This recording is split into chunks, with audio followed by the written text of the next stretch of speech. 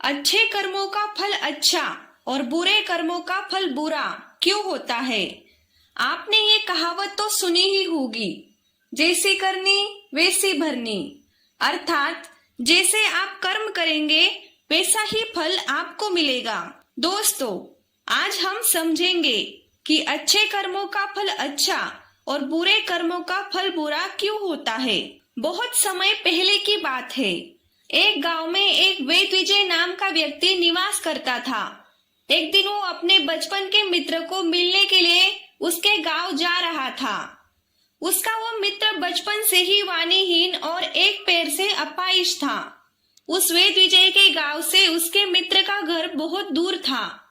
वहां जाने के लिए रास्ते में छोटे छोटे गांव पड़ते थे। वो वेद विजय रास्ते में विचार करते करते अपनी धुन में जा रहा था। चलते चलते उसकी भेंट एक व्यक्ति से होती है। वेद विजय को ऐसा लगा कि वो व्यक्ति किसी का इंतजार कर रहा है और फिर वो व्यक्ति वेद विजय के साथ चलने लगता है। उस व्यक्ति को देखकर वेद विजय बहुत खुश हो जाता है। उसने सोचा साथ साथ चलने से उसकी यात्रा आसानी से कट जाएगी। बातचीत की शुरुआत करने के लिए वेद विजय ने उस व्यक्ति से अपना नाम पूछा तो उसने अपना नाम धर्मराज बताया। वेद विजय को ये नाम कुछ अजीब सा लगा, लेकिन उसने नाम के विषय में कुछ भी पूछना उचित नहीं समझा। दोनों भी धीरे धीरे यात्रा कर रहे थे। तभी चलते चलते रास्ते में एक गांव आता है। उस गांव का नाम शिवपुर था। शिवपुर के प्रवेश द्वार पर पहुंचते ही धर्मराज ने वेद विजय से कहा, आप आगे चलिए, मुझे इस गांव में एक काम है, मैं तुम्हें आगे मिलूंगा। वेद विजय ने कहा ठीक है और वो आगे मार्ग पर बढ़ने लगा।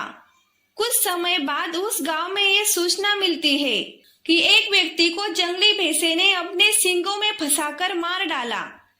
जैसे ही भैंसे ने उस व्यक्ति की जान ली तो तुरंत ही धर्मराज वेद विजय के पास आ गया और फिर दोनों भी यात्रा पर निकल पड़े। फिर चलते चलते एक दूसरे गांव में पहुंचते हैं। उस गांव में एक बड़ा सा पीपल का पेड़ था। वहां आराम करने के लिए सुविधा भी थी। वेद विजय के मित्र का घर वहां से बहुत दूर था।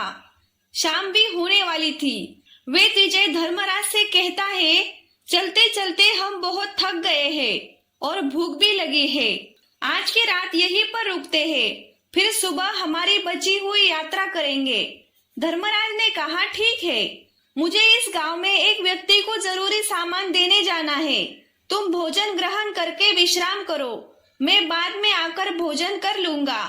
इतना कहकर धर्मराज वहां से प्रस्थान करता है, किंतु उसके जाने के कुछ समय बाद सारे गांव में धुआं उठता दिखाई देता है। देखते ही देखते पूरा गांव अग्नि के चपेट में आ जाता है। वेद विजय ने सोचा ये धर्मराज जहाँ भी अपने कदम रखता है वहाँ कोई न कोई अनहोनी जरूर होती है। इस व्यक्ति में कुछ तो गड़बड़ जरूर है। लेकिन वेद विजय ने रात के समय कुछ भी जानने का प्रयास नहीं किया और दोनों विश्राम करने चले गए। सुबह होने के बाद दोनों फिर से अपनी यात्रा शुरू करते हैं। कुछ समय चलने के बाद और एक गांव आता है। उस गांव का नाम सुखपुर था। धर्मराज ने फिर से वेद विजय से कहा, आप आगे चलिए, मुझे इस सुखपुर में अपने रिश्तेदार से भेंट करने जाना है। मैं अपने रिश्तेदार से मिलकर आगे रास्ते में आपसे फिर मिलूंगा। ये कहकर धर्मराज वहां से चला गया। लेकिन इस बार वेद विजय आगे नहीं गया, बल्कि वही खड़ा होकर धर्मराज को ध्यान से देखता रहा कि वो किस दिशा में जा रहा है और वहां जाकर क्या करता है। थोड़ी देर बाद लोगों की आवाजें आने लगी कि एक व्यक्ति को जंगली कुत्ते ने काट लिया, जिससे उसकी मृत्यु हो गई। ठीक उसी समय धर्मराज फिर से वेद विजय के पास आए, पर इस बार वेद विजय से रहा नहीं गया और उसने धर्मराज से सीधा सवाल किया, तुम जिस भी गांव में जाते हो वहां कोई न कोई अनहोनी अवश्य घटती है। क्या तुम मुझे ये बता सकते हो कि आखिर ऐसा क्यों हो रहा है? धर्मराज वेद विजय से कहता है, आप तो मुझे अत्यंत विद्वान लगे थे, इसीलिए मैंने आपके साथ चलने का निर्णय लिया। लेकिन आप अब तक ये नहीं समझ पाए कि मैं कौन हूँ। वेद विजय कहता है, मैं समझ चुका हूँ, लेकिन मुझे अभी भी शंका है। आप अपना परिचय दे दीजिए। धर्मराज कहते हैं, मैं यमदूत हूँ और यमराज की आज्ञा से उन लोगों के प्राण लेता हूँ जिनकी आयु समाप्त हो चुकी है। धर्मराज की ऐसी बातें सुनकर वेदविजय घबरा जाता है। फिर वेदविजय ने पूछा, अगर तुम यमदूत हो तो मुझे बताओ कि अगली मृत्यु किसकी होने वाली है। धर्मराज कहते हैं, अगली मृत्यु तुम्हारे उस मित्र की होने वाली है जिससे तुम मिलने जा रहे हो और उसकी मृत्यु का कारण तुम ही बनोगे। ये सुनकर वेदविजय घबरा गया और सोचने लगा कि यदि ये धर्मराज यमदूत है तो उसकी बात भी सत्य हो सकती है और इसकी वजह से मेरे प्रिय मित्र की मृत्यु हो जाएगी। इसीलिए सबसे अच्छा यही है कि मैं अपने मित्र से मिलने ना जाऊं। धर्मराज ने मुस्कुराते हुए कहा, तुम्हारे मन में जो विचार चल रहा है वो मुझे सब पता है, लेकिन यदि तुम अपने मित्र से मिलने नहीं जाओगे तब भी नियति नहीं बदल सकती। तुम्हारे मित्र की मृत्यु तो तय है। धर्मराज ने कहा, एक घटना अगले कुछ क्षणों में घटित होने वाली है। धर्मराज के मुंह से ऐसी बातें सुनकर वेदविजय को झटका लगा, क्योंकि धर्मराज ने वेदविजय के मन की बात जान ली थी जो एक साधारण व्यक्ति के लिए असंभव है। अब वेदविजय को पूरा विश्वास हो गया कि ये सच में यमदूत ही है, तो वो घबरा गया। वो अपने दोस्त की मृत्यु का कारण नहीं बनना चाहता था, इसीलिए वो वापस अपने गांव की ओर मुड़ने लगा। लेकिन जैसे ही वेदविजय लौटने के लिए मुड़ा, उसने देखा कि उसका मित्र उसकी ओर आ रहा है और वो वेदविजय को देखकर बहुत खुश दिखाई दे रहा है। अपने दोस्त को आते हुए देखकर वेदविजय को लगा कि उसका दोस्त काफी समय से उसका पीछा कर रहा है, लेकिन वो बचपन से ही गूंगा और अपाहिज था। इस कारण से ना तो वो वेदविजय को आवाज दे सका और ना ही उसके पास पहुंच पा रहा था। जैसे ही वो वेदविजय के पास पहुंचा तो अचानक से गिर पड़ा और उसकी मृत्यु हो गई। वेदविजय को कुछ समझ ही नहीं आया। वो स्तब्ध रह गया और घबराते हुए धर्मराज की ओर देखने लगा, मानो जैसे वो जानना चाहता था कि ये सब क्या हुआ। यमदूत वेदविजय के मन में उठे सवालों को समझ गया और बोला, तुम्हारे दोस्त ने पिछले गांव में ही तुम्हें देख लिया था और तब से वो तुम्हारा पीछा कर रहा है, लेकिन वो गूंगा और अपाहिज होने के कारण वो तुम तक नहीं पहुंच पाया। उसने अपनी संपूर्ण शक्ति लगाकर तुम्हारे पास पहुंचने की कोशिश की, लेकिन बुढ़ापे में बचपन के जैसी ताकत नहीं रहती। अपनी सीमाओं को पार करके वो तुम्हारे पीछे दौड़ता गया, जिसके कारण उसे दिल का दौरा पड़ा और उसकी मृत्यु हो गई, क्योंकि वो तुमसे मिलने के लिए आ रहा था। इसीलिए इसकी मृत्यु का कारण भी तुम ही बनोगे। अब वेदविजय को ये पूरा विश्वास हुआ कि ये वास्तव में यमदूत ही है और उनका कार्य है जीवों के जीवन का अंत करना। लेकिन वेदविजय एक विद्वान व्यक्ति था और उसे भी पता था कि मृत्यु पर किसी का अधिकार नहीं है। एक दिन तो हर किसी को संसार से विदा होना ही है। फिर अचानक वेदविजय के मन में अपनी मृत्यु के बारे में जानने की इच्छा हुई। इसीलिए उसने यमदूत से प्रश्न किया कि जब मेरे दोस्त की मृत्यु होने वाली थी तो आप शुरुआत से ही मेरे साथ क्यों थे। वेदविजय का प्रश्न सुनकर यमदूत जोर जोर से हंसने लगा और बोला, मैं तो हर समय हर घड़ी सभी के साथ होता हूँ, लेकिन लोग मुझे पहचान नहीं पाते, क्योंकि उनके पास अपनी समस्या और परेशानियों के सिवाय किसी और व्यक्ति और घटना पर ध्यान देने या उसे समझने का अवसर ही नहीं होता। वेदविजय ने पूछा, तो क्या तुम मुझे ये बता सकते हो कि मेरी मृत्यु कब, कहाँ और कैसे होगी। यमदूत ने कहा, किसी भी साधारण जीव के लिए अपनी मृत्यु के बारे में जानना उचित नहीं होता, क्योंकि चाहे कोई भी प्राणी हो, अपनी मृत्यु के बारे में जानकर बहुत दुखी हो जाता है। तुम मुझे ज्ञानी नजर आते हो और जिस तरह तुमने अपने दोस्त की मृत्यु का धैर्य पूर्वक स्वीकार किया है, मुझे लगता है कि तुम्हें तुम्हारी मृत्यु के बारे में जानकर दुख नहीं होगा। धर्मराज ने कहा, तो सुनो, तुम्हारी मृत्यु आज से ठीक 3 महीने बाद इसी दिन एक दूसरे राज्य में फांसी लगने से होगी। और चौंकने वाली बात यह है कि तुम खुद प्रसन्न होकर उस फांसी को स्वीकार करोगे। इतना कहकर यमदूत वहां से चला गया, क्योंकि अब उसके पास वेदविजय के साथ आगे चलने का कोई कारण शेष नहीं था।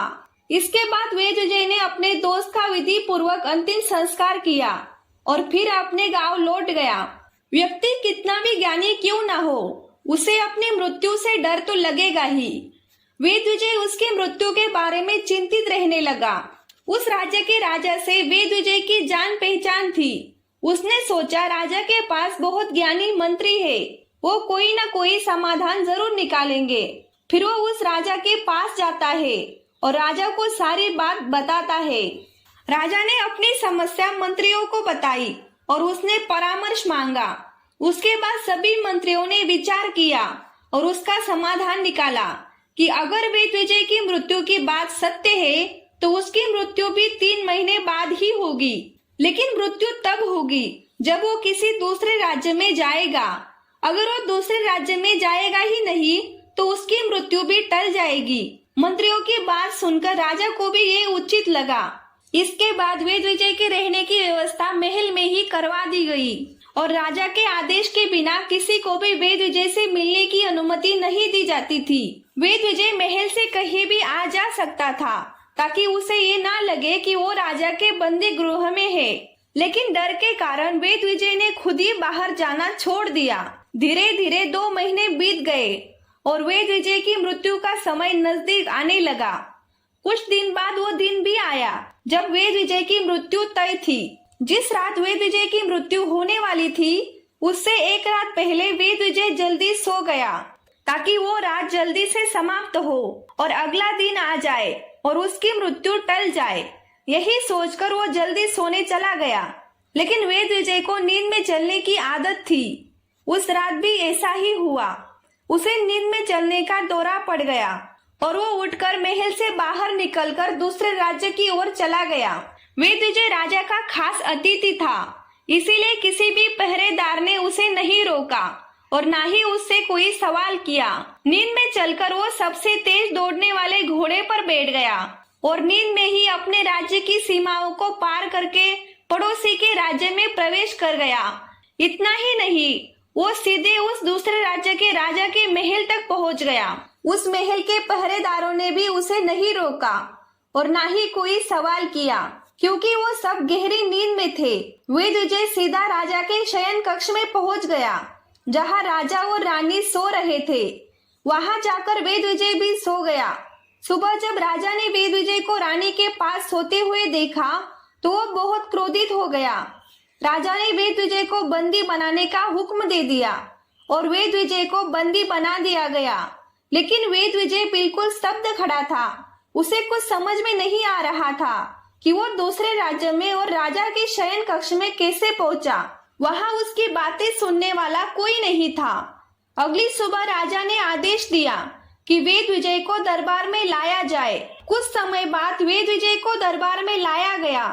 वेदविजय को देखते ही राजा इतना क्रोधित हो गया कि उसने तुरंत वेदविजय को फांसी देने का आदेश दे दिया। फांसी की सजा सुनकर वेदविजय थरथरा गया, लेकिन फिर भी उसने साहस से राजा से कहा कि मुझे नहीं पता कि मैं आपके राजमहल में कैसे पहुंचा। मैं ये भी नहीं जानता कि मैं आपके शयन कक्ष तक कैसे आया और क्यों किसी सैनिक ने मुझे नहीं रोका, लेकिन इतना अवश्य जानता हूँ कि आज मेरी मृत्यु का दिन है और वो होने ही वाली है। राजा को ये बात कुछ अजीब लगी और उसने वेदविजय से पूछा, तुम्हें कैसे पता कि आज तुम्हारी मृत्यु होगी? राजा के इस सवाल के उत्तर में वेदविजय ने पिछले 3 महीनों की पूरी घटना राजा को सुना दी। वेदविजय कहता है, महाराज, कोई भी साधारण व्यक्ति इतना साहसी नहीं हो सकता कि वो राजा की उपस्थिति में उनके शयन कक्ष में रानी के साथ जाकर सो जाए। राजा को वेदविजय की बातों में सत्य लगा, लेकिन उसने सोचा कि ये वेदविजय अपनी मृत्यु से बचने के लिए धर्मराज और उसकी भविष्यवाणी की कहानी सुना रहा है। इसीलिए राजा ने कहा, यदि तुम्हारी बात सच है और आज वास्तव में तुम्हारी मृत्यु का दिन है जैसा कि धर्मराज ने तुम्हें कहा है, तो देखना होगा कि क्या ये सत्य साबित होता है। लेकिन तुम्हारी मृत्यु का कारण मैं नहीं बनना चाहता। अगर आज तुम्हारी बात झूठ साबित होती है तो निसंदेह आज तुम्हारा अंतिम दिन ही होगा, क्योंकि जिस राज्य से तुम आए हो उस राज्य का राजा मेरा मित्र है। राजा ने फिर तुरंत अपने 2 सैनिकों को पड़ोसी राज्य में भेज दिया और फिर वो सैनिक वापस शाम को लौटे। उन्होंने कहा कि महाराज, जो भी विद्वान कह रहा है वो पूर्ण सत्य है। पड़ोसी राज्य के राजा ने पिछले 3 महीनों से विद्वान के रहने की संपूर्ण व्यवस्था अपने महल में ही की हुई थी। विद्वान राजा के विशेष अतिथि थे। कल राजा ने अंतिम बार विद्वान से उनके कक्ष में भेंट की थी और उसके बाद ये यहाँ कैसे आ पहुँचा, इसकी जानकारी किसी को नहीं है। इसी कारण उस राज्य के शासक के अनुसार इस व्यक्ति को मृत्यु दंड देना उचित नहीं है। परंतु राजा के समक्ष एक नई चुनौती खड़ी हो गई, क्योंकि उन्होंने संपूर्ण सत्य जाने बिना ही वेदविजय को फांसी की सजा सुना दी थी। यदि वेदविजय को फांसी नहीं लगती तो राजा के वचन का अनादर होता, लेकिन यदि राजा के आदेश का पालन किया जाता तो एक निर्दोष व्यक्ति की जान बेवजह चली जाएगी। राजा ने अपने सभी मंत्रियों से इस विषय पर सुझाव मांगे तो मंत्रियों ने राय दी कि महाराज, वेदविजय को कच्चे धागे से फांसी दी जाए, जिससे आपके कहे हुए वचन का मान रह जाएगा। वेदविजय को भी पूरा विश्वास था कि इस सूत के धागे से उसकी मृत्यु संभव ही नहीं है। वेदविजय फांसी पर चढ़ने के लिए तैयार हो गया, ठीक वैसे ही जैसे धर्मराज ने भविष्यवाणी की थी कि तुम खुद से अपनी फांसी स्वीकार करोगे। लेकिन जैसे ही वेदविजय को फांसी दी गई, सूत का धागा टूट गया, परंतु टूटने से पहले वो अपना काम कर चुका था। धागे के झटके की वजह से वेदविजय के गले की नस कट चुकी थी और वो नीचे गिरकर तड़पने लगा और कुछ ही पलों में वेदविजय का शरीर पूर्णतः स्थिर हो गया। सभी लोग आश्चर्यचकित थे। किसी को ये विश्वास नहीं हो रहा था कि एक कच्चे धागे से भी किसी व्यक्ति की मृत्यु हो सकती है। दोस्तों, शायद इसीलिए भगवान ने हमें भविष्य जानने की क्षमता नहीं दी है, ताकि हम अपने जीवन को ज्यादा बेहतर तरीके से जी सके। और ये बात उस वेदविजय पर भी लागू होती है। अगर वेदविजय ने धर्मराज से अपनी मृत्यु के बारे में नहीं पूछा होता तो 3 महीने तक वो राजा के महल में डर डर कर जीने के बजाय ज्यादा बेहतरीन जीवन जी पाता। अगर आपको ये वीडियो अच्छा लगे तो वीडियो को लाइक और चैनल को सब्सक्राइब जरूर करें। धन्यवाद।